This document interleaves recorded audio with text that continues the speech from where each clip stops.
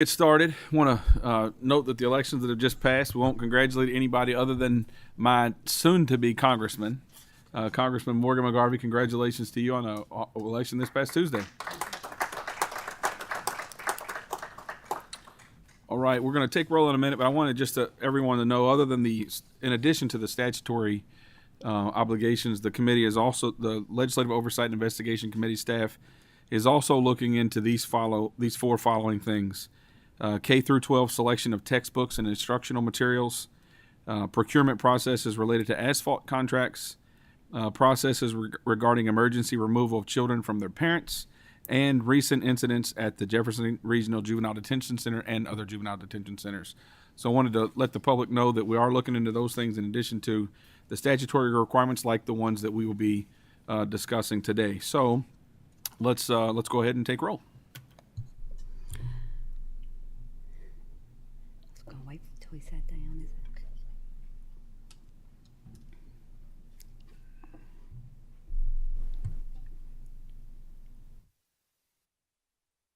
Representative Blanton.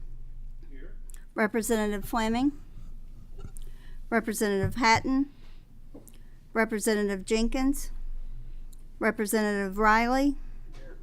Representative Sharp. Present. Representative Beckler. Yes, ma'am. Senator McGarvey. Here. Senator Nemes. Present. Senator Schroeder. Here. Senator Storm. Senator Thomas. Senator Wise. Present. Senator Howe. Senator Carroll. And Representative Nemes presiding. I'm here, and Senator Carroll is also here. He's participating on Zoom as he is ill, and Representative Fleming has just come in, so we'll mark him present as well. All right, so I'll take a motion to approve the minutes from October 13th, 2022. So moved by Senator Nemes and seconded by Representative Sharp. All in favor signify by saying aye. All opposed, nay. All right, they've been approved, and so we are going to go right into the staff presentation. Mr. Skinner, Mr. Blevins, you have the microphone, sirs. Thank you. Good afternoon. I'm Jeremy Skinner, and this is Jacob Blevins. We are both analysts for the Legislative Oversight and Investigations Committee. We're here today to present a brief summary of our most recent evaluation of the Kentucky Child Fatality and Near Fatality External Review Panel. The panel was created in 2012 by executive order and was later codified with the passage of House Bill 290 in 2013. The panel is statutorily required to conduct comprehensive reviews of child fatalities and near fatalities reported to the Cabinet for Health and Family Services that are suspected to be the result of neglect or abuse. The panel is also required to publish an annual report consisting of case reviews, findings, and recommendations for system improvements. Statute also requires this committee to conduct annual evaluations of the panel's operations, procedures, and recommendations.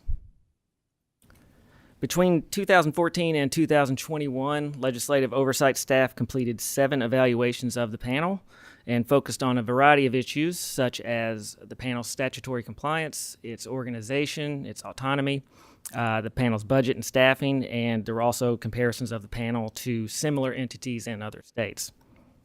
This year's report will again take a look at the panel's compliance with statute and its budget and staffing, but it also takes into account that the panel is in a transition phase as it implements changes included in legislation passed in 2022. Senate Bill 97, which will be covered in more detail later in the presentation, included several changes to the panel, including changes to its membership, and it granted the panel with greater authority regarding its recommendations. So this year's reports and its recommendations reflect the fact that the panel is still in the process of implementing those changes. Our report has 5 finding areas and 9 recommendations, and we'll get right into those. Finding Area 1 addresses concerns the panel has had in the past about the process by which they receive cases for review. Now, this objective was actually intended for inclusion in last year's report, but we were unable to include it because the information we requested from the Cabinet for Health and Family Services wasn't received in time for inclusion in last year's report. The Cabinet has since provided a full and final response to that data request, and that enabled us to include the objective in this year's report. So the panel has at times expressed concern that there are cases not being properly identified as near fatalities, either by physicians or by DCBS. And if a case isn't identified as a near fatality, then the panel would not be able to review it. Panel members have suggested that additional training for physicians and medical professionals related to the identification of near fatalities, as well as for filing reports of dependency, abuse, and neglect, might be beneficial. The panel has also had issues in the past related to the effectiveness of a form used by DCBS. That it's a flow chart that helps identify near fatalities, and they've had concerns with that form in the past. So in order to address those concerns, our staff reviewed documents for a sample of 30 substantiated child abuse and neglect cases to determine whether there were any cases not properly identified as a near fatality. Our analysis of this sample did not identify any misidentified cases and indicated that DCBS appears to be appropriately using the internal tip sheet to identify near fatalities. Panel staff have also expressed concerns in the past about DCBS's internal review process for child fatalities and near fatalities. Our staff reviewed a sample of internal review forms used by the department. They're called system analysis reports. And our analysis found that DCBS was completing its internal reviews in accordance both with statute and its own internal policies. Lastly, we reviewed copies of emails between DPH and the panel, which is DPH, the Department for Public Health, between DPH and the panel in order to review the process by which DPH refers child fatalities to the panel from local child and maternal fatality response teams.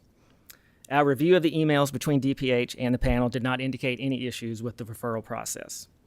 So while our analyses did not identify any issues, the panel, which obviously sees a lot more of these cases and reviews a lot more records than we had access to, they may still have issues in these areas. So our first recommendation is that if the panel has ongoing concerns about the identification of near fatalities, the training for medical professionals relating to identifying near fatalities, or documents used by DCBS for identifying near fatalities or for their internal review process, our recommendation is that the panel should address those concerns or ideas for improvement with DCBS or relevant agencies through panel work groups or through recommendations in their own annual report. As noted, the panel has indicated that additional training for medical professionals could be beneficial. So recommendation 3.2 is the panel should discuss the possibility of online training modules with the Kentucky Board of Medical Licensure, in the following areas. Reported in the following areas: reports filed by the medical community pursuant to statute, and the documentation and reporting of near fatalities as defined by statute. And recommendation 3.3 is that the panel should contact DCBS and discuss the possibility of using existing pediatric forensic medicine contracts to provide additional training to the medical community. Senate Bill 97 was passed during the 2022 regular session. The bill amended sections of KRS Chapter 620 and KRS Chapter 72. Specific changes were made regarding the panel's composition, law enforcement testing requirements, and the privileged nature of panel proceedings, records, opinions, deliberations, and coroner notifications. Additional language was also included requiring the panel to identify agencies responsible for implementing its recommendations and to notify them as such in writing. Agencies are then required to provide written response back to the panel. In addition, a requirement was added for law enforcement to request a test of blood, breath, or urine when a report includes a child fatality or near fatality, and an officer has a reason to believe the child supervisor was under the influence of drugs or alcohol at the time of the incident. This could lead to better case information provided to the panel. Table 3.3 in the report details the actions taken by the panel to implement the changes in the bill. The panel is fully moving forward with implementing these changes and has discussed holding a special spring meeting in 2023 to plan for them. Recommendation 3.4 is the panel should follow through with its idea to hold a spring 2023 meeting to discuss Senate Bill 97 implementation and other issues if needed. Recommendation 3.5 is that the panel should proactively seek feedback from entities relevant to the changes made in Senate Bill 97. Feedback related to these areas could help the panel develop targeted recommendations for system and process improvements in its annual reports. Feedback will also prepare the panel for a potential increase in the number of cases it receives, which may affect budgetary and staffing needs. Finding Area 3 relates to the panel's reporting requirement. Staff found that the panel met its statutory requirement to submit annual reports consisting of case reviews, findings, and recommendations for system and process improvements. Last year, LOIC recommended that the panel ensure that its findings are based on data and analysis in the report, and that its recommendations both address finding concerns and are targeted and actionable. A review of the panel's most recent report from 2021 indicated that improvements have been made in all of these areas relative to past years. 95% of findings were supported by analysis, as shown in Table 3.4, and 100% of recommendations were targeted, actionable, and addressed finding concerns, as shown in Table 3.5. Recommendation 3.6 is that the panel should continue to ensure its findings are based on data present in the report and that its recommendations are targeted, actionable, and directly related to findings. Our 2021 evaluation of the panel identified important issues regarding the panel's data tool and its lack of data dictionary. The report noted that the panel's data tool had not been formally evaluated since 2014 and that it relied heavily on narrative text boxes. Further, the panel did not have a data dictionary that clearly defined the many variables collected from case files. The panel's actions over the last year fully addressed the previous report's recommendations as indicated in Table 3.6 of the report. The panel has since revised its data tool using a new web-based application called REDCap. Panel staff, members, and epidemiologists with the Department for Public Health met on several occasions to evaluate the current data tool and to implement a survey in REDCap. During this process, staff also created an analyst binder, which now serves as the data dictionary. The new survey relies less on narrative text boxes, instead using more analysis-friendly entry formats such as multiple choice. The analyst binder and the REDCap survey were both adopted by the panel during the January 2022 meeting. Recommendation 3.7 is that the panel should continue to update its data tool and dictionary in collaboration with multidisciplinary work groups and the National Center for Fatality Review and Prevention. The panel has been holding work groups to update their definition of torture and have also had discussions centered around resuscitation and the lock zone, which is commonly known as Narcan. This recommendation can help to address any new factors that arise, such as the examples I just mentioned. In addition, the panel should periodically review entries in other and in comment text boxes to identify common entries that may be useful additions to multiple choice data fields. The fifth and final finding area covers the panel's funding and budget process, which we identified last year as an area needing attention.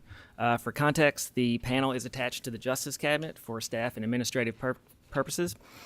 In 2014, the panel and cabinet both recognized a need for funding and requested $420,000 in annual funding for panel staffing and operations.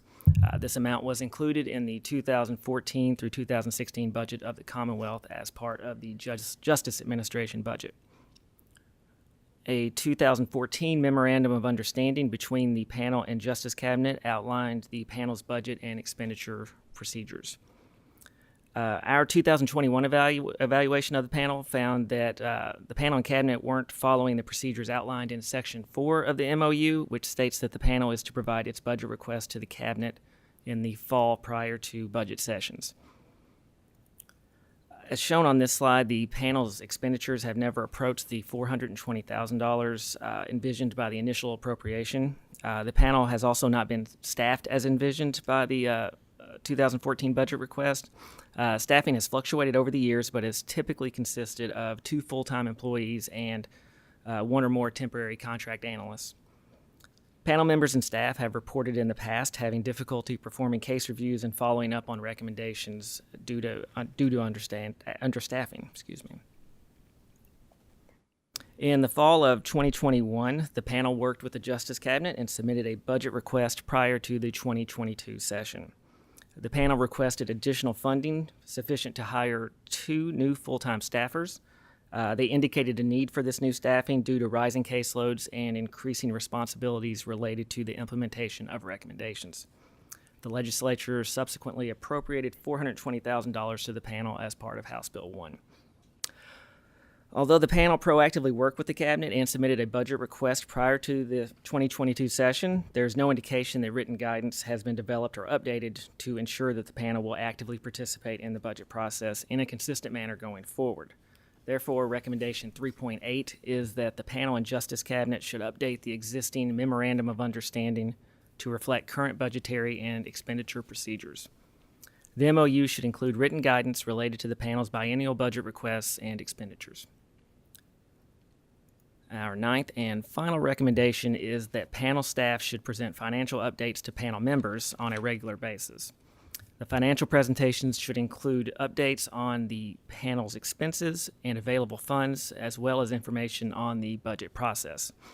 These last 2 recommendations are intended to provide stronger internal controls and to ensure that the panel continues to proactively participate in its budget process, as it did in the most recent budget session. That concludes our presentation, and we'll be happy to answer any questions you have for us. Thank you. Mr. Skinner, so last year we were here and it was a much different presentation. It was rather alarming. I think that's what led to the bill that was passed in this past session. This year it appears that things have been addressed largely. So is it fair to say that last year was an alarm? We worked over the last year. The cabinet's worked hard over the last year. The legislature, through Senator Carroll's bill, everyone has come together. This report addressed all, if not nearly all, or nearly all, if not all of the problems that we had last year, and that we're headed in the right direction. I mean, how would you describe where we were last year and where we are now? Yes, I think there's been a lot of work this year implementing changes that we recommended in our report last year and changes that are obviously in the Senate bill. I don't know if alarm, is, but there were definitely some concerns that were brought up. I know the panel has mentioned in the past that, they would do their reports, make their recommendations, and it kind of felt like they were just out there, and nothing was really happening with them. So I think a lot of the changes in the Senate bill will address those issues, and now the recommendations will, if not be implemented, they at least have to be responded to. So that will help a lot. Yes, and we found some issues with most of the issues that were addressed, that were indicated last year, have been either addressed fully or they are in the process of being addressed. So yes, there's a lot of progress over the past year. All right. We're going to allow the next group to come up and obviously stay close. So, Mr. Shannon.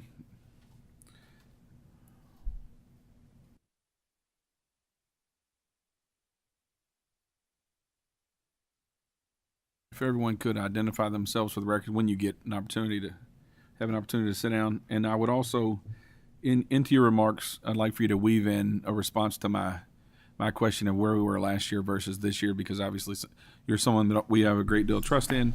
We had a number of professionals who testified last year remotely who are not here today that identified a number of issues. And so how have we done, and what do we need to continue to do? All right. I am Steve Shannon. I'm a member of the panel. I work for CARP, Association of Mental Health Centers, but here I'm a panel member. Behind me are the people who really can answer your challenging questions. Lish Mahoney's behind me, as well as the Executive Director of the Budget is Rebecca Norton. But to answer your question initially, yeah, we were very responsive to the report. I think that it raised some issues that we've talked about for a long time, and we took it seriously, and we really tried to move forward and increase our accountability and kind of add structure to our work, as opposed to just reviewing cases, make sure it's done in a systematic way. We've worked really hard with a good relationship with DCBS. I think at some point, this is kind of interesting, and I said this out in the hall earlier, we meet monthly and we're kind of reviewing DCBS performance, and we come back here every November and get our performance critiqued. So it's kind of reviewing the tables. But we've worked really hard to develop good relationships with DCBS, not to jeopardize our review, but to have an open conversation about those findings that we have. I think the bill added structure. It gives a place for our recommendations to land. I think that the idea that, again, that we can submit those recommendations to the appropriate department, cabinet, wherever they may be, and they must, they can ignore them, but they have to at least receive them and respond to them. And I think that was a big change. I think the frustration we had many years is we do a report, submit that, you'd receive it, and it would kind of go to, there'd be no corresponding feedback. So we appreciate that. We appreciate Senator Carroll's leadership in that and your all support. So yeah, I think we have tried to address the concerns, focus more upon what our work, and do it in a systematic manner that meets people's needs. And that's really what we want to do. We want to understand what's happening to kids throughout the Commonwealth. Does that make sense, sir? We agree with the recommendations. There's 9 of them, obviously. We support them. I think our challenge will be operationalizing those. Reference to work groups, I'm going to tell you the truth. There's 20 of us. And we have analysts who work really, really hard. The analysts review cases and read a lot of bad things about kids, and we kind of summarize those and use that information. So for us, work groups are challenging because we all have other things to do. I started on this panel 4 or 5 years ago. We met quarterly for about 5 hours. We're meeting monthly now for about 3.5 hours. So it's a bigger lift than it was initially, but we're going to try to figure out how to do that. We partner with DCBS. They're at our meetings. The commissioner serves on it. So those recommendations we're going to share. If it's permissible, we want to share this PowerPoint at an upcoming meeting. We have cases to review, a final report to get to you all by February 1, but maybe our February meeting. Look at these specific things to address those issues and those relationships as well.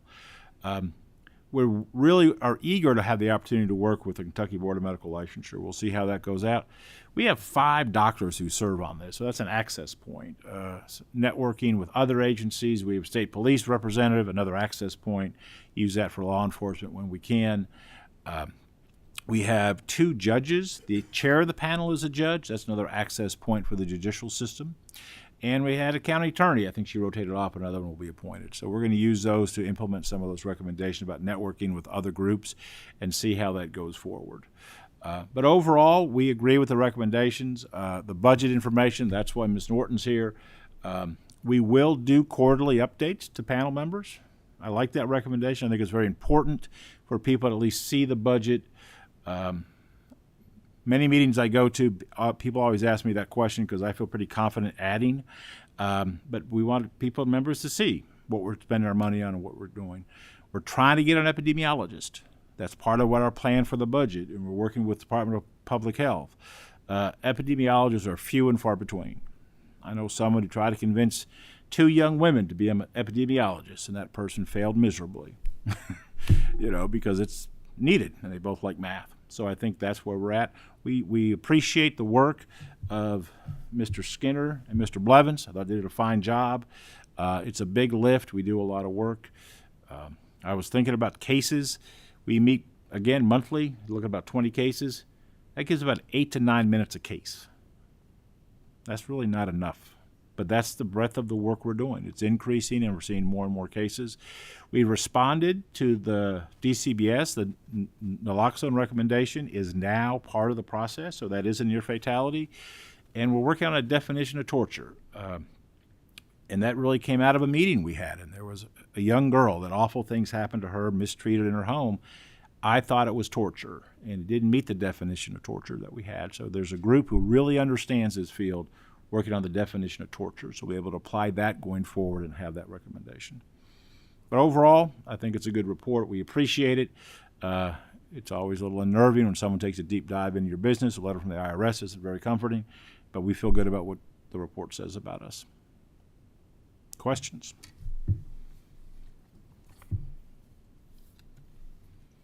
I think this is the first. That was easy. Oh. Well, I'm going to ask you a question. Progress going forward. Is there one thing that we can do to assist the panel in doing its work? I really think at some point we got to look at the structure and the staffing. I just think there's so much work to do and how it, if I could do one thing, I'd stop meeting virtually. It's not nearly as effective, the dialogue, but that's not your issue, that's our issue. But I think having sufficient analysts to really review cases and increase our numbers. When we started, it was probably once a month, and we did once a quarter, 20 cases. Now it's once a month, 20 cases. So right now, I don't know the answer to this question. I should have had that answer. It's kind of feel foolish not having an answer. First one was always more money, but, Right. I worked for a guy that said, what's the second thing I can do? Well, for a you?" long time, you guys weren't using the money that was being appropriated. Correct. And I think when we get that access to an epidemiologist, that will help with that issue, and that will help kind of coordinate our data better, because that's kind of the one thing they do. So I think that's it, but I think we need to get to that place. We talked about another analyst, at least one more full-time person to do that. All right. Put you on the spot one more time, Director Shannon. So this conversation's pretty sterile. We're talking about recommendation 3.6 and all that kind of thing. For the people at home, obviously all of us know this is very important. It's important enough to the General Assembly that we do this once a year by statute. For the people at home, why do we have a Child Fatality Review Committee, and what work is it, what does it provide for the Commonwealth? What it does for the Commonwealth is look at situations where kids have been treated badly, sometimes resulting in death, and trying to understand why that happens. And can we move forward and address issues to so those things don't happen? Bad things may still happen, but can we look at ways to prevent those from happening? The best example, and I say this regularly, is unsafe sleep. I have two daughters. Neither of them are epidemiologists. One's 25 and one's 22. We never heard about unsafe sleep when my wife was having child. We didn't hear about that. It is a real issue, and I think that the child fatality and near fatality has raised that issue, because we still hear about unsafe sleep. So for the Commonwealth, we're having people aware of that, talking about that, and what does that look like. I was a perpetrator of unsafe sleep. I had a daughter get middle of the night. I learned how to put her in the chair next to me, put on a Wizard of Oz, and when she started crying, hit rewind, right? That is a bad thing to do. It's a bad thing to do. And bad things happen. I think that's the case. I also think we're learning about how drugs impact young children in homes. So there's two things that we all kind of knew about, but now we can confidently say these are real issues that need to be addressed, and they have been addressed. We're paying more attention to those things. So I think the value is we move kids into a safer place.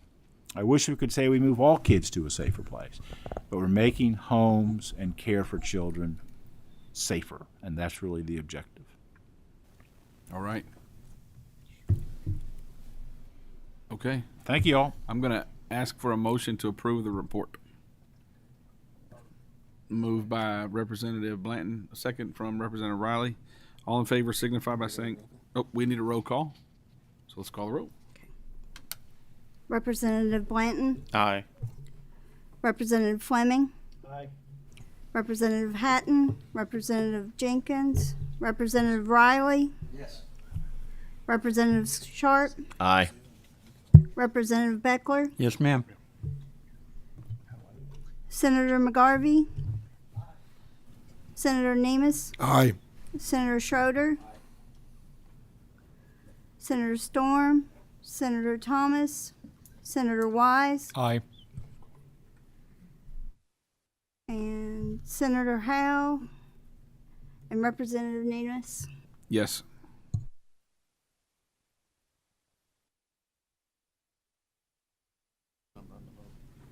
On the, I'm sorry. Yes, 10. With 10 members voting aye, we have adopted the committee report. Thank you. All right. So we'll move to the next part of our agenda. And Secretary Adams, are you ready? I don't know who's coming up with you, but you can identify. It looks like Ms. Scotchfield. And everyone identify themselves from the record. And you have the floor, sir. Good afternoon. I'm Secretary of State Michael Adams. This is my Deputy Secretary, Jennifer Scotchfield. Mr. Chairman, members of the committee, good afternoon. It's a pleasure to be with you and speak to Kentucky's successful 2022 general election. First, let me say thank you for your legislation earlier this year to fully fund our elections, to further expand voter access, and to further tighten election security. The busy but smooth election process we enjoyed was not a given. It was not even expected. We prepared for much worse. Pulling this off is a testimony to the hard work of our county clerks, our state and local boards of elections and their staffs, and the amazing commitment of our selfless volunteer poll workers. 2 months ago, the situation looked bleak. Our clerks were besieged by numerous and voluminous open records requests, not good faith efforts to view public records, but rather labor-intensive demands strategically aimed at disrupting the clerks' preparation for the general election. Some of the clerks were also sued by candidates who lost by wide margins in the primary, but demanded recounts nonetheless. I don't think it's an accident that a county that had to do a primary election recount on October 21st ended up being the county with the longest lines on Election Day. This abusive process places real strains on our election infrastructure, including our human resources. In 2020, a year that was hell on earth for election officials, only 2 clerks quit. This year, 9 quit, even though their terms ended later this year. Another 14 chose not to run for re-election. To be sure, our expansion of voting access, for which Kentucky continues to receive national praise, makes the clerk's job harder. But clearly, the abuse is a factor in resignations and retirements. Fortunately, our departing clerks are not being replaced by kooks and cranks. Deputy clerks and election directors are stepping up to serve. Every person who stood for appointment or election as a county clerk should be thanked and applauded. Although we avoided disruption of this election, something that we used to be able to take for granted, our process can always be improved. I'd like to give you my takeaways, as well as some suggestions for your consideration. First, the good guys won. The malefactors who spread misinformation about our process for counting votes were debunked by election officials and rebuked by our voters. Our voters embraced our election process, including the changes we've made since 2019. Every vote cast in this big turnout election is a vote of confidence in our election laws and our election officials. Next, early voting works. At my request, you acted in a bipartisan fashion to enact early voting, and over 250,000 voters took advantage of it. I'll note that the turnout for early voting correlated pretty closely with the partisan affiliation of our voters. Republicans with a little less than 50%, then Democrats close behind, then independents. In other words, early voting is not a partisan issue. There is no Republican or Democratic way to vote. Early voting doesn't favor a side, it just helps the voters. It also helps the voters who don't vote early themselves. Our lines would have been even longer on Tuesday had voters not already had 3 days to vote. Although I'm proud of early voting, the solution to long lines on Election Day is not to add more voting days, at least not in a non-presidential election year. More than 4 times as many voters voted Tuesday as voted in the 3 early voting days combined. The lesson here is that in 2023, in order to reduce lines, we need more voting locations, not more voting days. There are 2 ways to accomplish this. One would be to do what we did in 2020 via emergency powers you granted. We gave the counties flexibility to consolidate voting locations, but they had to get the approval of the governor and me. I think it's important that someone politically accountable, whether it's the governor or me or both of us or some other statewide constitutional officer, review and approve a local election plan that reduces voting locations. The other approach would be to develop a statutory formula to set a floor for how many voting locations a county needs for early voting and Election Day. I don't know offhand what that formula should be. It might need to be different in one county than another, because some counties' voters use early voting more than other counties' voters. It's complicated, but I think it's doable. I'm neutral over which approach you prefer, but we must do something to prevent long lines in the future. Also, we need to support our county clerks and stop recount abuse. Our recount law is fairly new. It was presented last year by Speaker Osborne and Leader Jenkins, who worked together in bipartisan fashion to develop a clear and workable process. They did not foresee that the process would be misused by bad faith actors who seek to create unwarranted doubt in the integrity of our elections. Ironically, this measure became law in the same bill that closed the loophole that had allowed bad faith actors to demand a recanvass even if they lost by a landslide. We should close the same loophole on recounts, which are far more taxing on our election officials than recanvasses. We have a separate law that permits an election challenge upon an allegation of fraud or corruption or administrative error, and any person with evidence of same will not lose their right to contest an election. But the frivolous lawsuits by people who lack evidence of fraud, corruption, or administrative error and lose by a wide margin must be stopped. I have other suggestions too, and have already begun conversations with the county clerks, the State Board of Elections staff, and legislators from both parties. Like Speaker Osborne and Leader Jenkins, I hope that we can work together in good faith and across the aisle to improve our elections even more than we already have. In Kentucky, unlike other places, our losing candidates this week are not falsely alleging suppression or fraud, and our voters are not falling for misinformation about the security of our process and staying home. I'm convinced that's because we are doing this the right way, and that leads to confidence in me, in you, in our government, and in our elections. Thank you very much.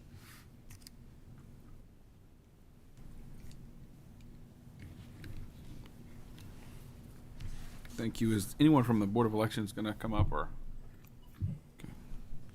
I do have, while they're coming up, I think I want to play a video for the, just so everybody want to see it. It's a couple minutes, so it might be a good time to start it now while we're in the transition. And what this is, Mr. Secretary, it's a video that was taken at about 5:50 in Oldham County, South Oldham High School. It's the line that existed right before the polls were closed. This is not the longest that the line was that day, but I put this together to, to show what voters had to endure. Thankfully, in this November it wasn't snowing or hadn't rained. But I would like to play that so everyone could see it, and then if I could get it, I'll get a couple questions on it.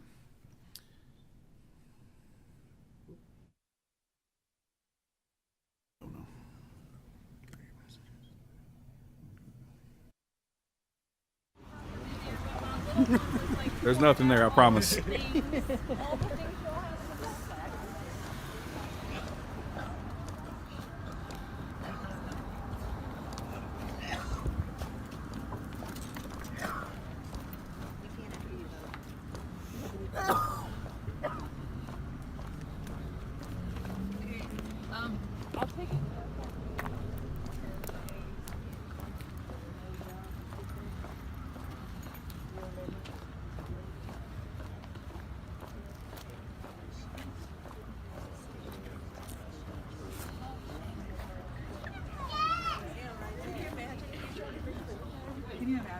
I want to tell everybody look.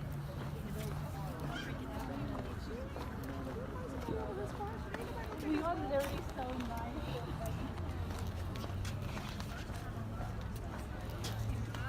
I'm going up there.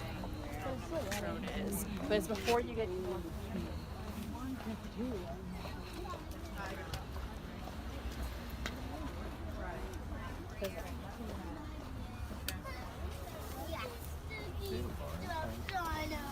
You see those birds? The sun's off.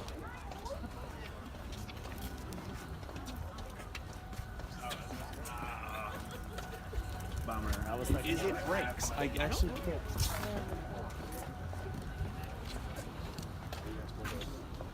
Great.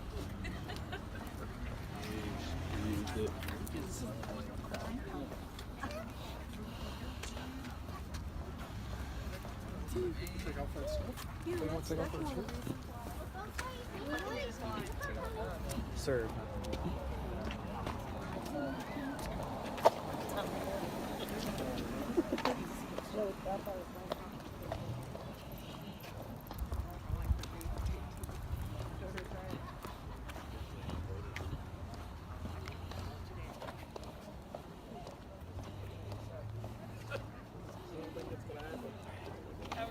Good. Just can't believe that they allowed this line to happen like this. Unbelievable.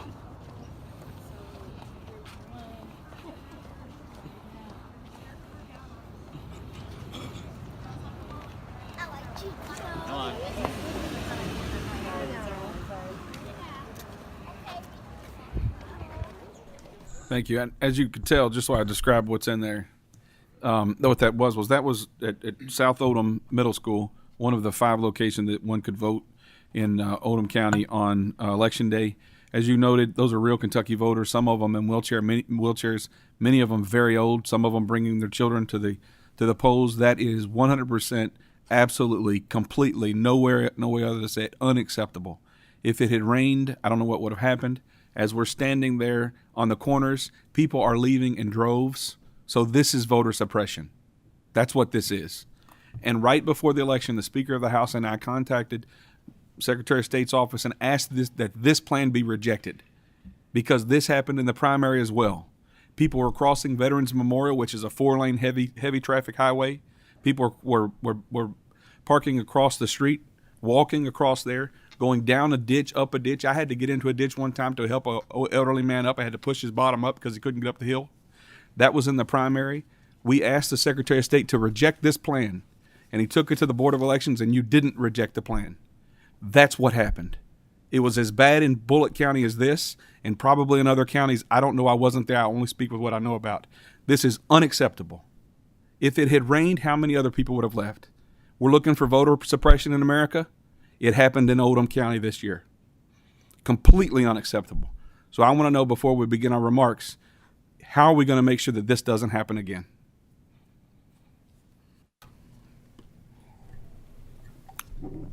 I'm Karen Sellers, Executive Director of the State Board of Elections. Richard House, the Assistant Director of the State Board of Elections, sir. And Taylor Brown, General Counsel. Thank you, Representative Nemus, for your comments. And yes, State Board of Elections did approve the 120 county plans. I will say Richard House was very involved with us preparing those plans, receiving them. We reached out to all 120 counties. Between the two of us, we spoke to every county clerk in an effort to ensure that they were prepared for a higher voter turnout in this election. Yes, there were lines. There were vote centers. Possibly there should have been, some more foresight on our part. We take that information.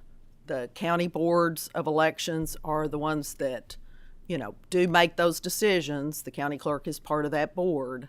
They bring it to us. We look at the plans. We contact them if we have questions.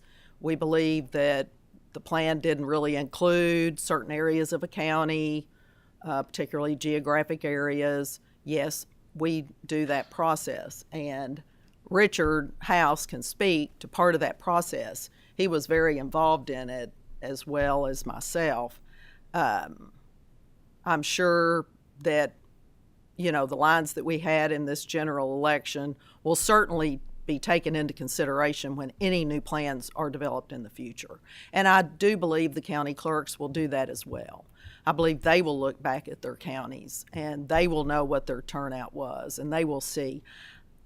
I don't believe the county clerks were pleased with, they might have been pleased that we had higher turnout. They certainly were not pleased that they had voters that had such a long line to wait. But I'll let Richard maybe speak to some of that process. And I have some personal experience with this when I worked in Davis County. One thing is that we will review the plans again further, and I'm sure the clerks will take that into consideration. But we'll also we'll definitely take another step. And if they are using vote centers, to educate them a little bit more on how to make those things flow better, how to have enough equipment inside a polling place to manage larger crowds. I mean, EPO books, when we had one center for the pandemic in Davis County, we voted 4,200 people in the 12-hour period with 10 stations, and we flowed people through with no later than 20 minutes in a line. So things like that can be more efficiently done, and we will take the opportunity in the future to train more in that aspect, and that will lead to some of the part. And I know that the ballot, we had ballot issues. I'm sure you heard all of it. We've had more than just that would have led to the lines. The size of the ballot, the amendment, the jamming of machines, and a lot of these counties are using new machines. So we've spoken to the vendor about that. So we have a lot of things that we'll assess and analyze, and we'll make it better. Representative Fleming. Is there anybody from the board here? No one from the actual board is here. Why?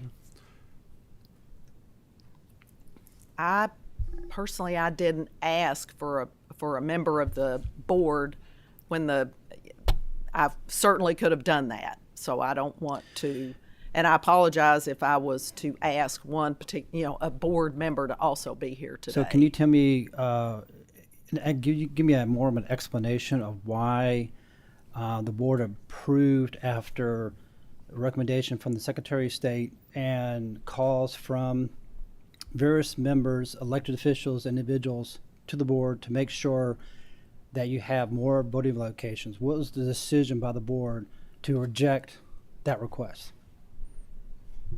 Thank you, Representative, if I may. The boards, I can't speak for the individual board members, obviously. That's my point. Why isn't a board member here? Well, I believe the invitation was specifically for the executive director. I can't speak to who all was actually invited.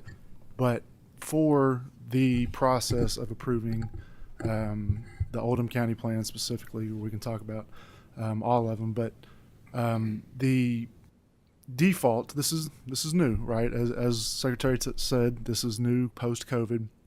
The default position that the board is taking is that we have 120 county clerks on the ground. They should know, and I know we have the County Clerks Association president here, and he might talk about that a little bit, but the clerks know their counties. Our board members do live throughout the state, and they know their counties, but they don't know all 120 counties. So there is deference given to the clerks that are running the elections on the ground. And this is new to them. And from what I've heard, and again, the KCCA president can speak on this as well, I think Secretary hinted at it, there's a real problem with recruiting poll workers right now. The threats that are out there, and we work the hotline with the AG's office on election day, and for whatever reason, people get charged when they go to vote sometimes, and we're losing poll workers, and it's hard for these clerks to recruit poll workers. And because of that, it becomes harder to staff the locations that they used to. And I think given the opportunity to consolidate, the clerks took it. And like I said, given that they are the elected officials on the ground, deference was given to the choices that they made. I think. Did you reject any plan? Did the board reject any plan? We sent. I don't know how many. Richard might be able to talk on that, but there were plans sent back. Yes. That were amended. Any plan we had some problems with, we did contact the clerk, and in some cases they changed. Almost all of the cases they added or did something. Okay, sorry, Representative Fleming. And I may say that some of those plans didn't even get to the Board of Elections level until we had contacted the counties and asked them to add locations. Excuse me. So what makes what is your determining factor in terms of determining some need to have more locations versus some that you didn't do it? Yeah, I think you mentioned something a few minutes ago about coverage and so forth, but I'm just trying to get your rationale, your logic in terms of what makes you go one way and not the other way in another area. Looking at the geographical locations of where they were placing their voting centers, if they used voting centers, trying to space those out. Again, I will say, honestly admit that we did defer at the end to the clerk's decisions when, even if there was pushback to us for that, we did. We took it into consideration, and we I sent detailed notes to the boards on those plans and things that we had done.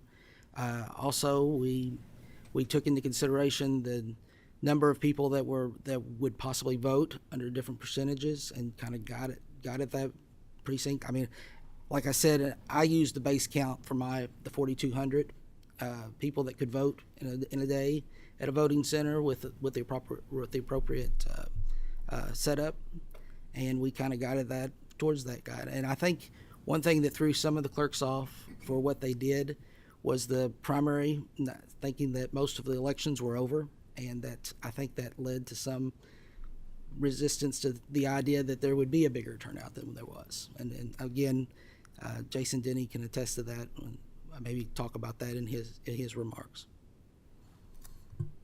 And if I may, because I was the one on the ground for all these recounts from the state board's point of view, I think what Secretary said about this recount in Oldham County specifically, just 2 weeks before the election, with a new clerk, that put a tremendous strain on Oldham County, and I wanted that to be reiterated, because that was very unfair to Oldham County's voters and the clerk and her staff. So. Yeah, and that's the point. It is very unfair to Oldham County, but it's not just Oldham County. You said every 4,200 voters. Oldham County has 59,000 registered voters, and there's 5 locations. That's not 4,200. That's triple that. Just want to put that on the record. Yes. I mean, this plan, and this isn't this. We can't wipe this away with this is new. This happened in the primary. The Speaker of the House and Oldham's other representatives went to the top elected official, and he went to the state board, and the state board didn't do anything. I mean, this was not some kind of new thing, not foreseeable. This was foreseeable, and it's just unacceptable. We're lucky somebody didn't get hit crossing the big road, or that it didn't rain. I mean, anyway. All right, Representative Blanton. Thank you, Mr. Chairman. Very shocking videos to see. First thing that came to my mind in watching that was what the chairman said, voter suppression. How many people showed up that day at that location, or others that may have been like it, to cast their ballots and turned away and didn't stay? I mean, those people, kudos to those that stood in line all that time to have their voices heard. In today's world of technology and things, that should never happen. Mr. Brown, you spoke about the poll workers and the threats, but I also have a concern, and I know this is something that's probably on our backs, but we're going to have to increase pay for our poll workers. We're going to have to incentivize people to be willing to come out. I mean, not only do they do training, but they're getting up at 3 or 4 o'clock in the morning. They're spending their entire day. Some of them dedicated enough to even take off from work from jobs they don't get paid for missing that day. So we're going to have to properly compensate our poll workers for one thing. That has to be done. It has to be done. Another thing is, I'm still finding issues that we need to address going forward that I think were maybe unintentionally missed. One of the things that popped up during this is during the absentee voting and early voting time period is apparently the 100-foot rule from the polls does not apply there as it does on election days. we got to remedy that. And actually, I'm not a fan of 100 feet. I think it ought to be farther than that, but at least the 100 feet has to be applied. Anytime those machines are being voted on, you should have to be at least 100 feet from that location, period. I mean, I know that those take place mostly within our clerk's office, so there has to be some exemptions there, like for the clerk themselves if they're running, or county officials that are working within inside that building. But to literally be standing outside and grabbing people as they're coming into the polls, that's just unacceptable. Unacceptable. Also ran into an issue. I know that people are today's technology with the paper ballots as secure as we're making it. And so they're taking pictures of their ballots after they're printed before they scan them. But they're also using that then to go out and show where they voted to collect their fee for their vote. I don't know if you're aware of that, but it is happening. It reminds me of the day back in the 60s and 70s, how they used to rotate the ballots to get paid for their votes. They're using that to show the person they committed to before going in there that they will vote for them. They bring proof, and they're getting paid. It's happening. That's a problem. Second thing is going back to the mail-in ballots. Huge problem. Attorney General's office has been in my home county. Now, more times than not, this is during the local election times that we have these things happen. But they are happening. I don't know how we're going to fix this, but it is still a major, major issue where I come from, folks. To say that there is no issues within our elections is not totally true. You can call them small, minuscule, but they're happening in some counties. And in my opinion, every 120 counties in this state is just as important as the next. And those people running in my area for local elections that's put themselves out there has just as much right to expect a clean election that is untampered with as anybody else in any other county in this Commonwealth. We got to find a way to remedy that. If that means increasing penalties, if that means encouraging the Attorney General's office and the state police and the FBI to be more proactive rather than reactive. You see, it's a cultural thing, and it's culturally accepted in some areas to do this. They don't frown upon it necessarily as being bad, but that culture is changing, and we have to help put a stop to it because it's not fair to the people that's putting themselves out there. So that's some issues that's going on. And then you mentioned amendments. One of the things we've seen, and this is outside of your all's control, was the delay in people voting because of the amendments. Well, let's be very frank and let's be very honest. The reason for that goes back to our Supreme Court on a decision they made because we had an amendment that they did not like, and they lengthened the ballot, trying to mess with our legislative authority, and it's created havoc, and it hurts any possibility of us improving upon the Commonwealth of Kentucky and giving the voters the right to make that decision. And that is why our lines were held up. That is one of many reasons. But we've seen delays because they were so lengthy, and people they were trying to read them and understand them. It made it so convoluted. It's unnecessary and it's uncalled for.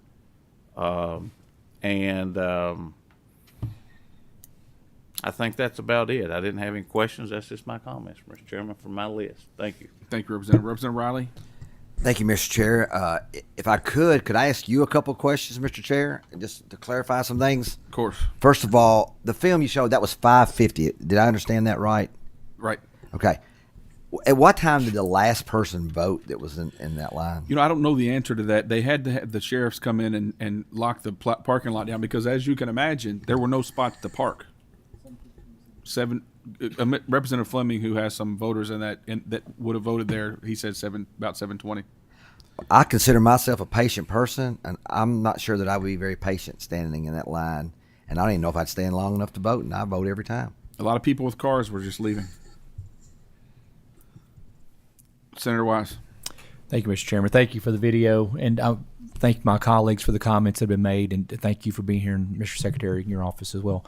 I mean, that was absolutely uncalled for, and we could continue to belabor that. My question, I woke up that morning with a text message from a constituent in my home county about the ballot length of the paper length, and immediately just continue to get messages like that throughout the day of people alerting me about the situation. So by the time I went and voted, it happened to me as well. And so my question is that a commonality of that happening? Because when we are trying to debunk theories and some things that are out there, immediately it turns to somebody seeing this happen to them. They have to go and vote again. It could take 2 or 3 times. But I guess my question is, what was it this year that caused that? And is that something that's happened in years past? Because this was the first time I've really been alerted to the issue about the length of the paper and a voter having to go back and re-vote. So I would just like an answer on that. Sir, before the ballots as they are printed out, they have barcodes on the side of them. And those barcodes are there for security reasons. So you can't take one ballot and run it through a machine twice, like if you were trying to do something like that. So that security feature, if that barcode has a mark or has something rubbing on it, it will reject it for that. Now, this is the first time Kentucky has ever had that size of ballot on any machine, and front and back. So that this is the first time this is the first time that vendors have had to experience that in Kentucky. So, and I think it's the first time anybody in Kentucky's ever had to do that. I'm sure that had an issue. We've talked with the vendor, and we're going to ask some more questions to make sure that doesn't occur anymore. Hopefully, it'll be a little while before we have a ballot that could be this size again, unless you all have to put a bunch of amendments on a constitution or something.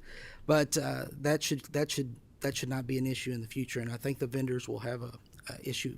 Make sure that doesn't occur. It did occur in Davis County one time. We actually had the ability to print our ballots again, and it was a vendor issue with paper that sometimes occurs.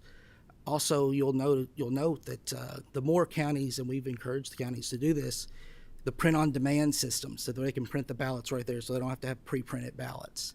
That's something that they're going to look at in the future, I would imagine, because during the early voting site they used that, and we didn't have that many. We didn't know we were going to have really big issues on that on election day, but that was with pre-printed ballots. It wasn't with the ballots that were actually printed on demand. So it's being looked into, and it'll be resolved. Thank you for the explanation. Okay. Representative Fleming. Thank you, Mr. Chairman. To me, there's so far I can see there's 3 issues. One is accessibility that the chairman went through and detailed. Next one is integrity, which Representative Blanton talked about, what's going on in his neck of the woods. And the third, I think, is reporting. I can't tell you the delay of what the results should be. The media is depending on this. We're depending on this, and looking at what y'all have out there is very, very slow. And I want you to explain to me. And it looks like to me I guess y'all may have changed softwares or changed vendors or something like that, because to me y'all have gone backwards. And it's really a detriment to getting information out in an expeditious way, in an accurate and high integrity, because right there, it doesn't exist. It was totally frustration on everybody that I talked to about that. Could you explain, if my assumption is correct, you changed vendors, why did you do that, and what you going to do to improve to make sure the reporting is done better? Because, like I said, there's 3 issues, and y'all got a lot of work to be done, and this committee is going to be basically a report from y'all over the next couple of months in terms of what y'all going to do and how you're going to change things. Absolutely. Thank you, Representative. The election night reporting issue is actually something that Kentucky should feel proud about. We, after 2020, made the decision you are correct, we switched the platform. At that time, we were using a vendor that a number of states still use, that is owned, it's a foreign-owned corporation. To secure our elections even further, To guarantee that integrity that you mentioned, we made the decision to get away from this foreign-owned vendor and bring everything in-house. So the decision was made to bring it in-house, and this is not, this isn't a GoDaddy.com website. This isn't a WordPress website. This is a very, very, very intricate website that needs plugged in from 120 counties throughout the state. And this was the first general election for that website. And you're correct. It's a different platform because it is ours as opposed to the vendors. And this being our first time, I think everyone was used to getting results 5-6 hours after the close of polls. Right now, I believe if you looked at our website, we've got everybody reporting, whereas just earlier while I was sitting here, I looked. Martin County right now hasn't reported. They haven't started reporting, according to your website. I'm looking at it right now. Yeah, there's several precincts that have 98%. And So I Martin mean, I appreciate you saying that, and I appreciate the foreign element given the conversation. But I got to believe there's other, and I appreciate you want to bring this in house, but there's got to be other vendors, other people within the United States that can provide this in a very prudent, secured, high confidence level in order to get this information out in a timely manner. Because previously you had a high standard because people like that, and y'all brought it inside. That's y'all decision. I guess it's the board decision to do that, but the dynamics has got to change in order to get this thing in a more of a high confidence level to get the information out. And I can't, Representative Nemus, I can't speak to why we all were 100%. Martin is now that. I don't know without talking to the IT team, why that is showing that way right now. But Representative Fleming, to your point there, I don't know of a domestic provider of this service that would be any more effective than what we've got. The vast majority of jurisdictions that don't do an in-house election night reporting are using this foreign-owned corporation, including states that are getting lauded right now for having the quick returns. And I would say this too, that it's part of the disclaimer on our website. These numbers, I know everybody wants numbers as soon as possible, but the true numbers that matter are the numbers that are certified by the clerks to the Secretary of State, and then we issue the certificates of nomination based off that. I know everybody wants the numbers. That's true, no doubt about it. But you cannot give false numbers. Correct. Even things like what happened on CNN. We know the issue there with the Bevan Bashir race. We know the issue. Everyone studied it.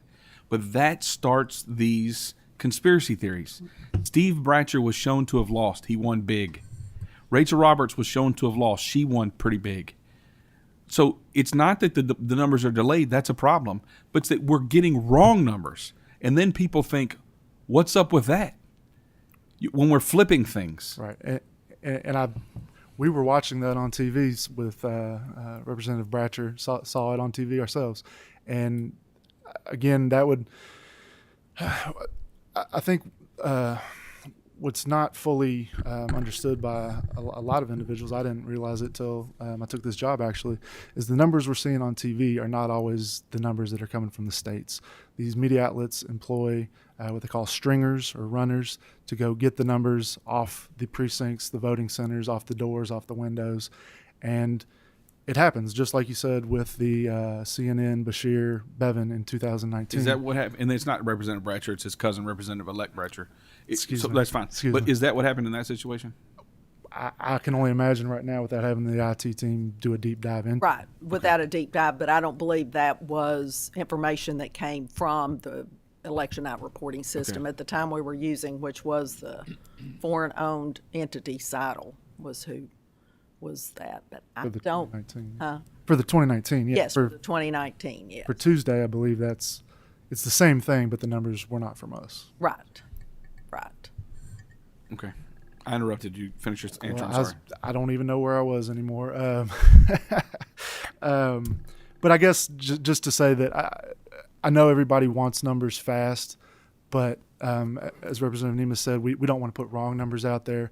So we're trying to, while speed is valued, the integrity of the numbers is more valued. So we're trying to get the right numbers out as opposed to the fast numbers out. Let me ask you a question on this question. Sure. So as legislators, I want to know who I can hold accountable. I can't hold you accountable. I can hold Mike Adams accountable because I can vote for him or against him. Why don't we transfer this over to Secretary of State Adams? You don't have to answer that question, but that's something that's on my mind, so I can hold him accountable if he does bad.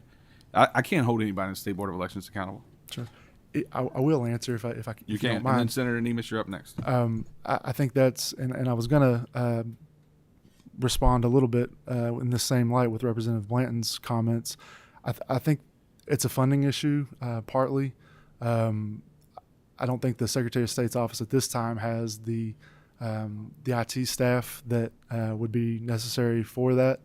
And that goes back to the poll worker thing is that there's going to, I think in the statute right now, they're only guaranteed $60 a day, and they're working at minimum a 12-hour day. So and that's another conversation we can have overall, but I think funding for elections in general is something that we'll need to look at.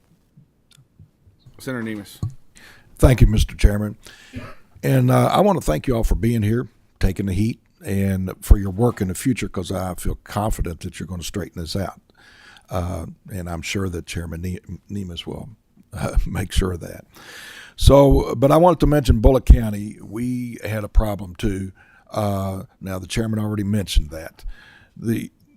I was told that there was such a big turnout. It was twice of the primary. Well, I'm not privy to the data, but I would think twice the primary would be less. I would have thought it'd be even more than twice the primary. What I would have done is I would have over-prepared on election day because people in the early days, they could come back. Maybe they're going out of town or something, but on election day, you can't come back. And there's already been testimony of people leaving, people not wanting to wait in line that long. And not just the last minute at 5:50 that they left and didn't come back. Earlier in the day, if they had to wait a couple hours, they didn't come back. They had to go to work, or they had to do this, or they were just frustrated.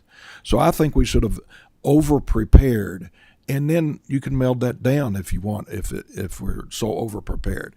The biggest thing I want to talk about is the poll worker problem. I don't buy it. Jefferson County, didn't they open all the precincts? They did. So did Shelby. So a year or two, or an election or two ago, every precinct, yes, we struggle with poll workers. But then we consolidate, and we're still saying we're having trouble with poll workers. What happened to all of those precinct poll workers? So I just don't buy that we didn't have enough poll workers, or we didn't take the opportunity to go get them, I think, because we went from how many poll workers, I'd like to know that stat, how many poll workers did we go when we had all the precincts open, to how many we used for the only 5 super centers that we had in Bullock County. Now, one thing I did like, you could go anywhere and vote for anything in the county. Now, that is a good deal. And then something that has to be reiterated is if it's bad weather, we're in big trouble on election day if we don't take care of this. We closed the parking lots in Oldham County, but that's still, what about the people that maybe came from another center that was too busy and thought they could vote somewhere else and can't get into the parking lot? Now it's shut down. So I think we just have to take care of this. The only thing, Senator, that I would point out there is you're right, Jefferson doesn't have that problem. A lot of the more well-funded counties don't have the problem with the pay, because I might have this number wrong, and maybe KCCA president can correct me if he knows, but I believe Jefferson's able to pay upwards of $300 a day for their poll workers, which is not the same as every county. But has been turnover, and he might have numbers that he can share when he comes up and talks. But I think we all do agree that we got lucky with the weather this year. If it had been an ordinary November in Kentucky, it could very well have been rainy and cold, and a lot of individuals might not have stayed in that line. You're correct. Once again, thank you for being here. Thank you. One of the things I'd like to add about the poll worker is each county's party chair collects the names. Richard can attest to this. Will bring names to the clerk and help them to get the poll workers. But often it's the clerk's office having to go and try to find more. The parties are having difficulty getting a list large enough of both to ensure party parity. And that has been that's what we heard more of in the last two elections. And then them having to do emergency poll workers because, person comes up sick on that day, or family issues, or they just don't show up.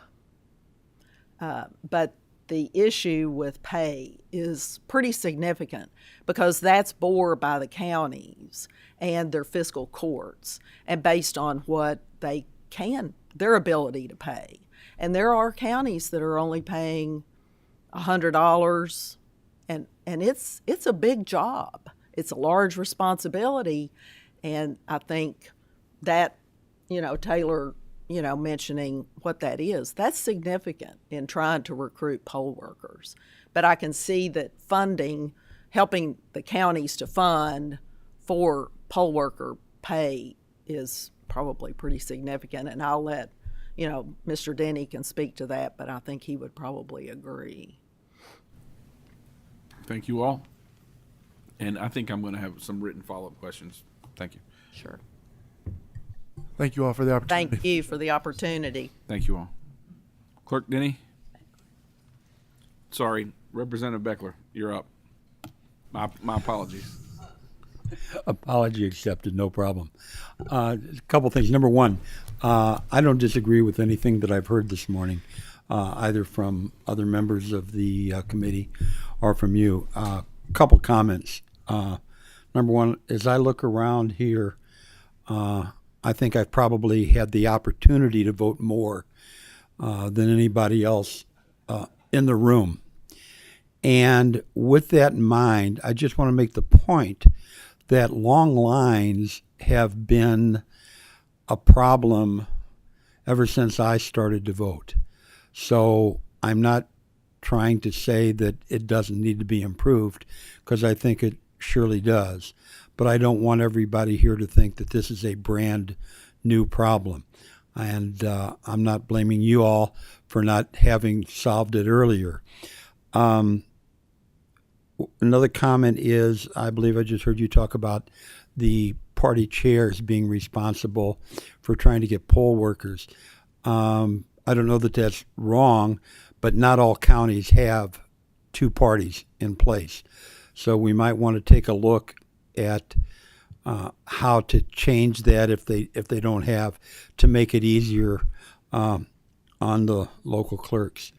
And finally, because y'all been taking just a heap of abuse this morning, I just want to say I'm proud that you didn't do the job that Arizona's doing. Thank you very much. Second. Thank you. Thank you. Thank y'all again. Mr. Denny?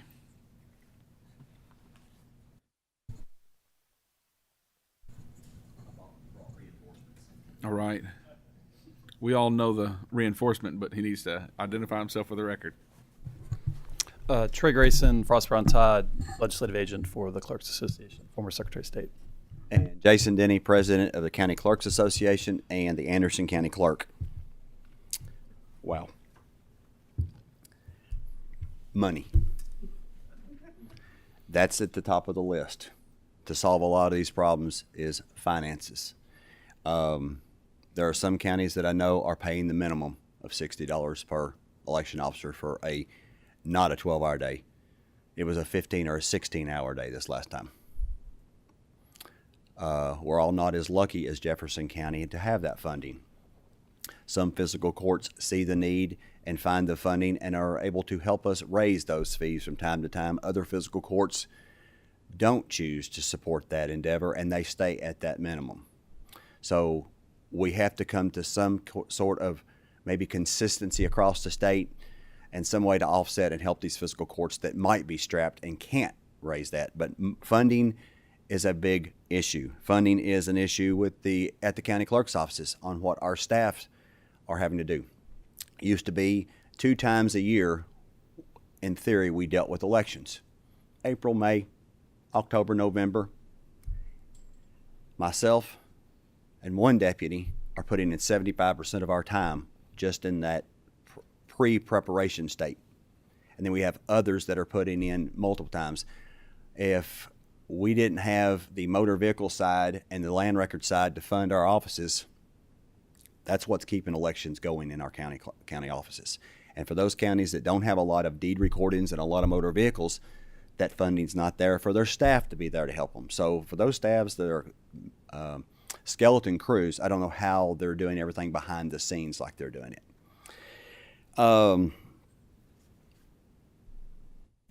The certification process, money, the length of the ballot, I've never seen anything like it in the 14 years that I've been in office. And hopefully we won't see it again for a while. We know in the primary in 2023, we won't see that length of ballot. We'll be back to that with those HARP counties or HARP intercivic counties. It'll be back to an 8.5 by 11 sheet of paper, the normal ballot stock. The vendor, in our case, did not know until the certification was done on the ballot that it was going to be that complex on the amendment. Once they got it, they had to realize we have to go to our paper vendor and try to find that stock and length of paper. Supply demands. They were able to get it, luckily. If that hadn't happened, every person in our county for sure, and most counties across the state, would have gotten 2 pieces of paper to have scanned. Can you imagine that issue? So I hate to say this, but the best decision was made to go with a longer piece of ballot. It did cause some paper jams in some instances of things that we're going to have to realize and prepare for in the future if this long ballot ever takes place again. The complexity of the ballot and the amendment confusion, I don't think an English scholar could read it and know for certain how they were voting sometimes. They were utilizing that cell phone, setting at the line, Google, what's this mean and how should I vote? Now, yes, there's a time limit in statute of 5 minutes, but most clerks don't, and county boards don't want to kick a voter out away from a voting station when they're marking the ballot, so most have never exercised that. 5 minutes was probably not adequate if somebody come in and had no preparation time. Part of it is education. Voter education. Is it on us to do that? I don't know. But these voters, what we saw, a lot were not prepared, had no clue there was an amendment, and didn't allow time to do that. The 100-foot rule, I'm totally pleased. Anywhere a voter is to cast a ballot ought to be the same as election day. I don't care if it's in the office, at the clerk's office, it's an early vote center, or it's election day. The same rule needs to apply.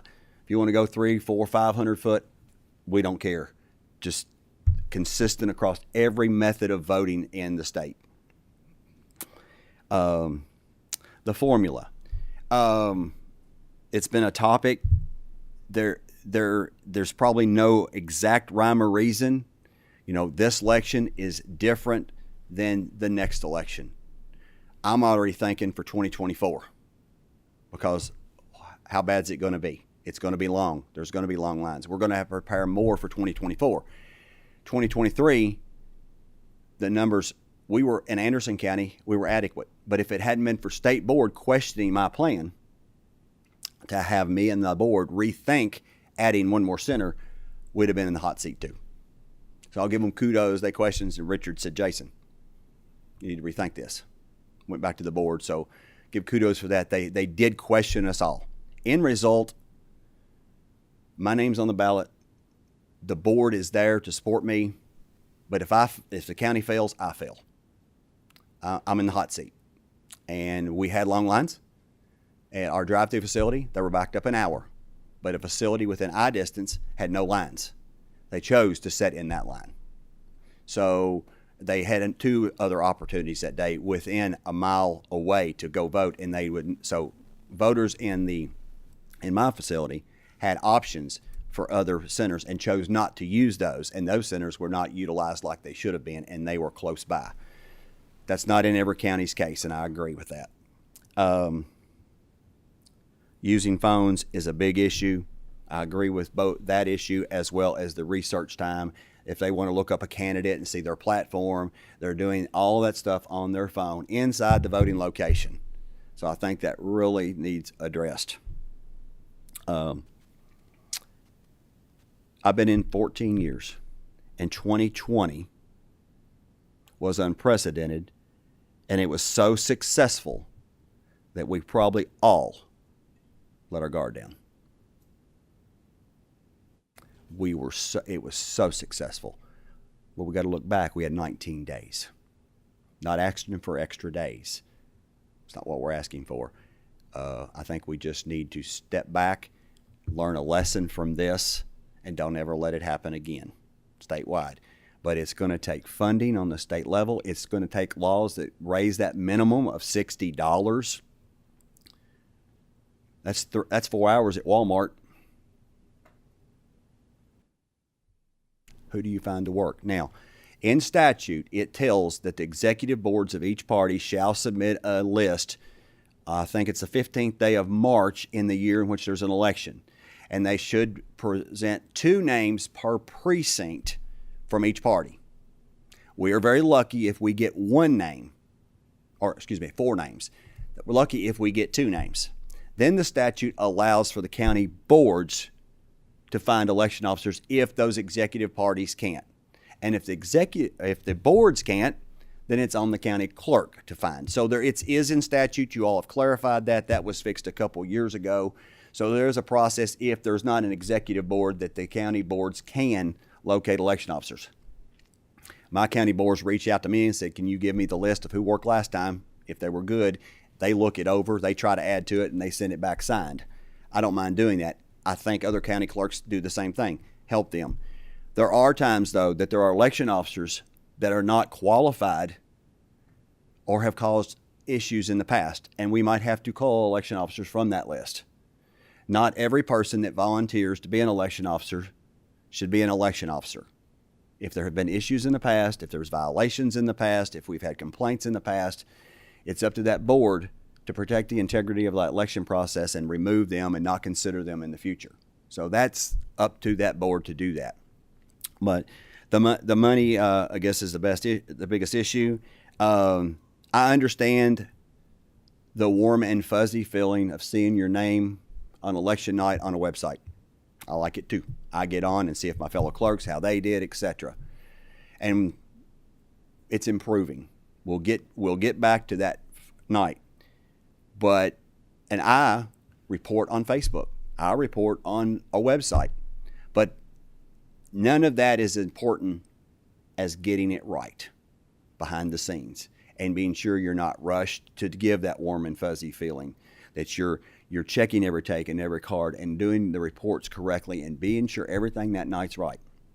And until Friday at noon, that vote is not certified. And at Friday at noon, by noon, we report to the Secretary of State's office electronically, submit a form. We also fax a form, and we all 4 board members sign and mail the original form. That's when that vote is certified. So I just want to say that I love that warm and fuzzy. I want to know. I'm a social media junkie. I want to know how the races are going in every state, and I love to know that. But I want to be sure that we step back and take our time and be sure that it's an accurate number that we give. So, Trey? I want to note real quick. I think it's very important that it's accurate. That's the most important thing. But let's not say that speed isn't important also. It's important for a number of reasons. One reason, I'm old enough to know, I'm only 44, but I'm old enough to know I read the Kentucky Supreme Court opinions. They're Republican and Democrat counties in the past. Let's hope they're only in the past. Yeah, right.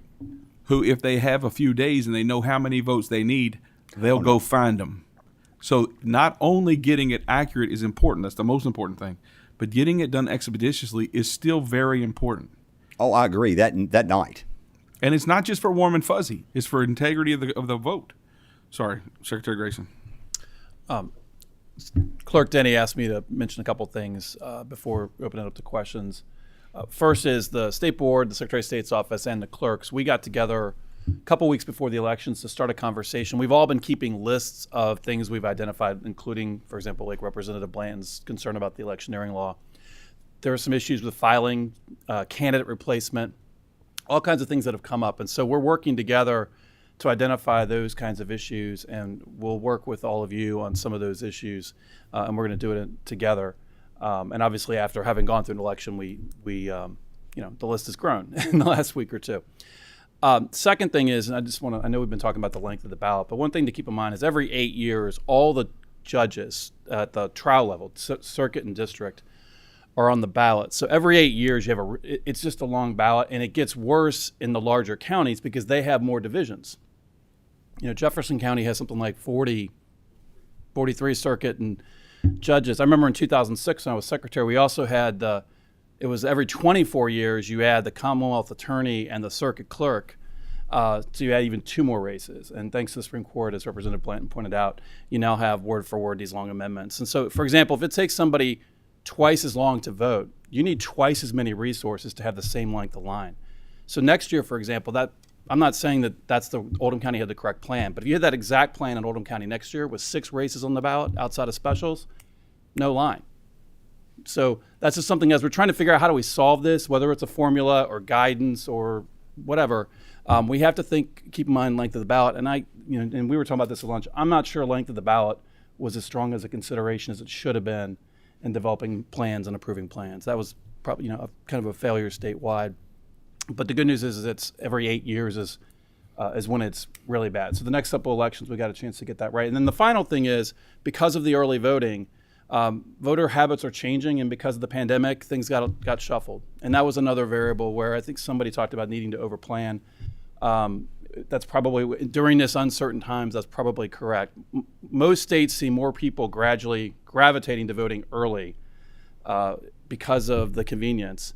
But the first few times around, they don't take advantage of it. And so we might solve election day, but we might find that we need to create different issues with making sure we have the right amount of resources on the early voting days.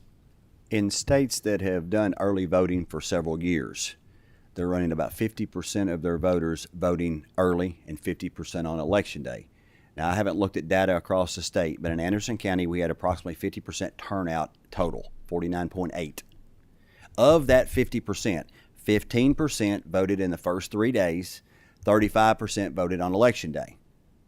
If that trends to 50-50 like every state, my lines would have, the longest line I would have had would have been 30 minutes. The other 2 facilities would have had no lines whatsoever.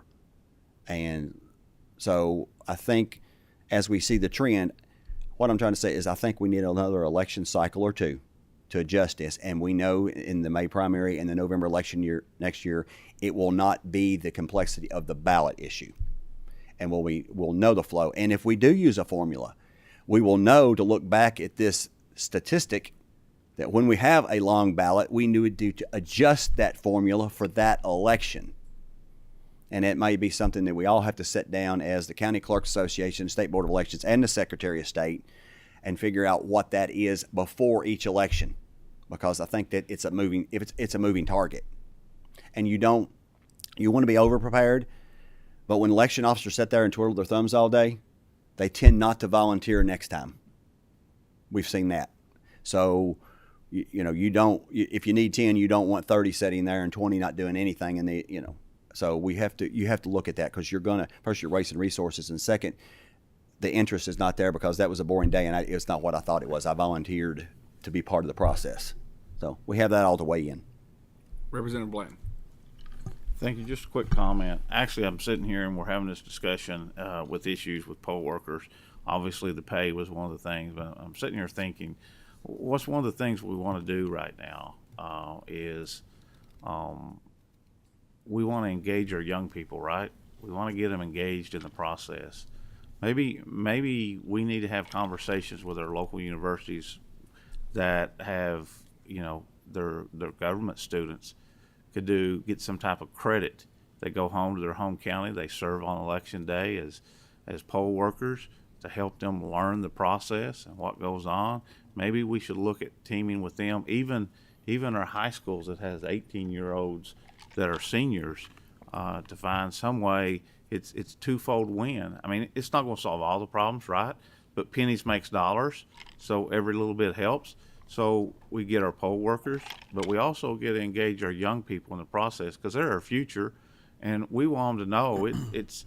I think we're all a little bit shocked to know sometimes how many people in our Commonwealth don't know as much as we maybe think they should about our process and even about how our government works. And so just a thought, an idea to throw out there while we're on this conversation. Thank you, Mr. Chairman. Thank you. Representative. Thanks, Mr. Chairman.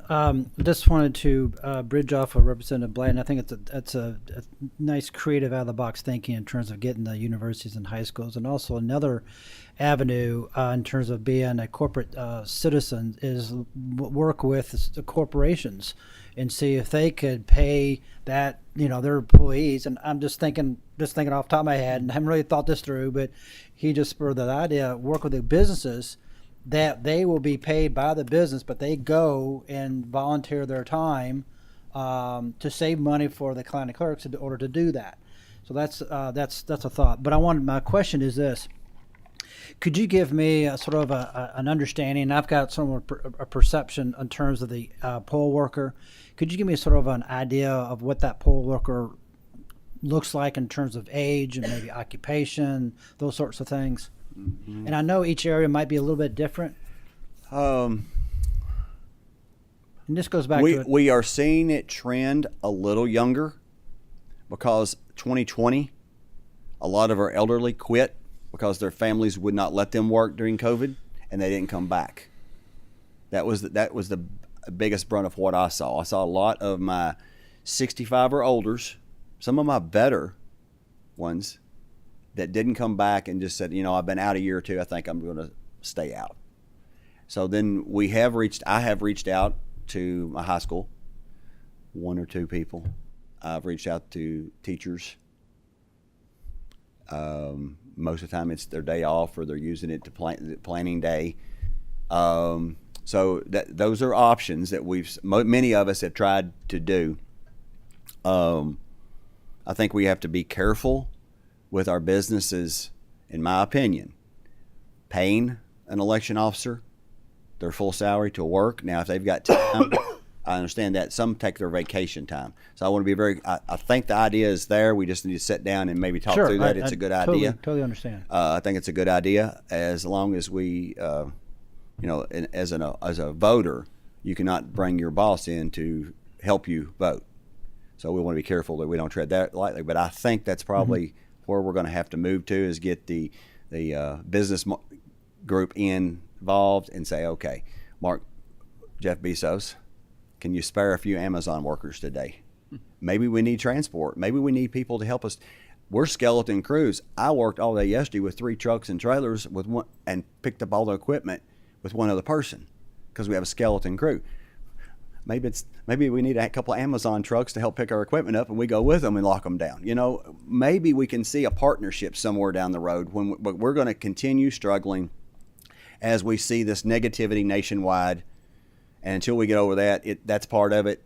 I just don't want to deal with that. I don't want to deal with that being chastised. I don't want somebody to question me as an election officer. We've heard that as well. And you reference your experience. Would that be applicable to other counties? I would say mostly. I can't speak for every county. We've got Jefferson's, and then we've got the Owsleys that are so small. So I'm kind of in the middle, but I think on most of the statements I've made reflect the majority of the County Clerks Association. Okay, thank you. Thank you. All right. Thank you all for coming. We're going to close, but before we do, I want to have just a quick moment, Chairman's privilege, to say that, you know, in government, we want people of high integrity to run for office, to be in office, official positions. And we have a man up here today who has his last committee meeting today, Lynn Beckler. And I just wanted to note that there is nobody who served in the General Assembly has more integrity than Lynn Becker. He does what he thinks is right. Sometimes he's wrong, medical marijuana and other things. But he always does what he thinks is right. He'll tell you where he stands, and that's where he stands. And so, Lynn, you've meant a lot to me in my service, and I wanted to call you out without you knowing, just saying thank you, buddy, for the service that you've got to not only to us to have learned from you, but to your communities. It's been very well done, and I wanted to recognize it. Now,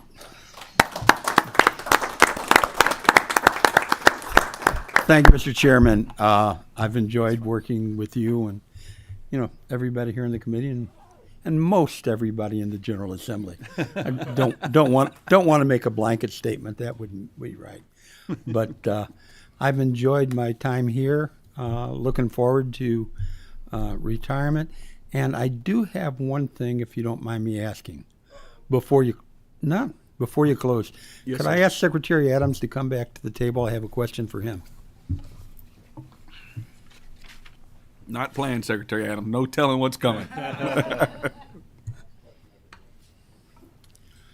Definitely not planned. And but I do have a question on Dropbox security. How do you maintain that, or how do the counties maintain that? Representative Blanton talked about fraud and what has gone on in the past up in his neck of the woods. I don't want to say we've never had that, but I don't think to that degree. But I'm really concerned about Dropbox security. When I've gone around, I've seen Dropboxes, most of them, in a secure location. But how do we verify that the person dropping off a ballot is in fact the person who is voting, or has the authority to do that in the case of somebody who is ill and can't do it? Because from what I've seen, it's very loosey-goosey, and I don't like it. Well, a few points.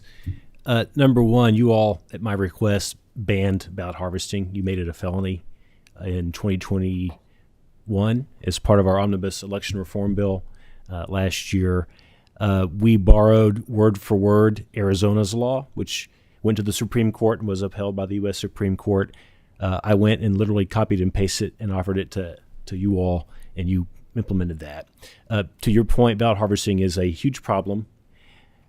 We have actually had an election in Kentucky that years ago, in 2014 in Floyd County. It was a local race. There was ballot harvesting in that race. The mayor of Martin, Kentucky controlled public housing, and she used that to place duress on the residents of public housing. She had her campaign volunteers go out to the residents, ordered them to request absentee ballots, and then have them mark the ballots in their presence, and then the staff delivered those ballots back to the clerk. We don't want that in Kentucky. So number one, it's against the law. It's prohibited. Number two, these ballot boxes are under video surveillance. That's pursuant to Senate Bill 216 that you all enacted this year. In 2020, there was a requirement that these boxes actually be physically in the clerk's offices. That was well-intentioned, but the problem was that we had COVID and the clerk's offices were closed, or we were trying to dissuade people from going into closed rooms. And so ultimately we allowed them by legislation to be outdoors, but they are under continuous video surveillance. One thing I'll throw out that you all might want to consider is some specifics on how long a period of time the tape runs before the tape is recorded over. That's a technical issue that I think we ought to work on. And here's a final point that I think is really, really important. The concerns you see around the country with drop boxes, those are in states where most of the voters vote that way. They don't vote on election day or in early voting under the supervision of election officials. They vote remotely, if you will. They mail in a ballot or they drop it in a drop box. Pennsylvania, Arizona, Georgia are states with no excuse absentee rules. We don't have that. A very tiny proportion of our votes are cast not at a polling site in person on election day or in the early voting days, a minuscule proportion. 2019, I've been involved in elections my whole adult life and then some. And from the early 90s, when I first got started through 2019, like clockwork, we were 2% absentee pretty much every year. Obviously, in 2020, we were not.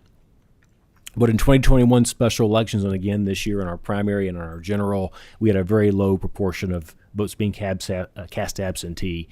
So if we had no controls, that wouldn't be an acceptable answer. But I think in context, when you note that a tiny proportion of the votes at all are even being cast absentee and 95% plus are being cast in person under supervision, that's a reason for comfort as well.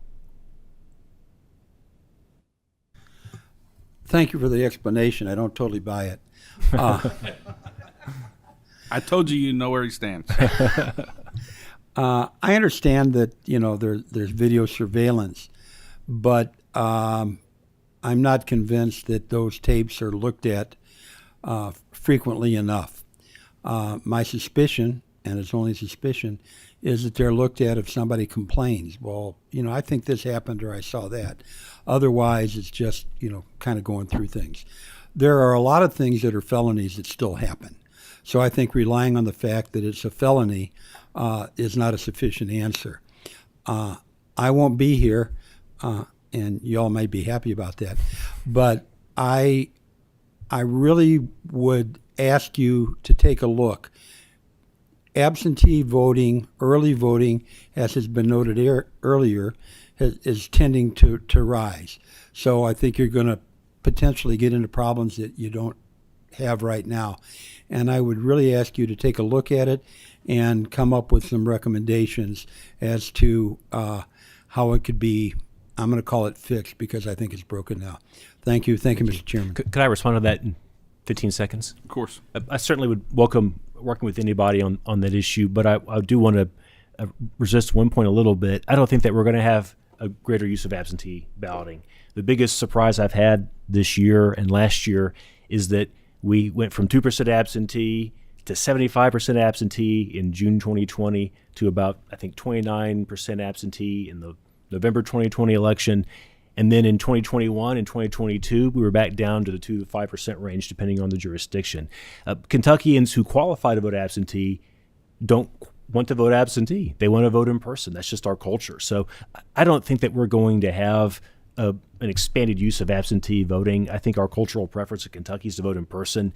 We need more days, and we did that already, and we need more locations, and that's left to do. But I'm not concerned about an increased use of the absentee voting. I think we're still going to have 95% plus of our voters voting in person. I'm just talking about the drop boxes. Thank you. I'll shut up. All right. We're adjourned. Thank you.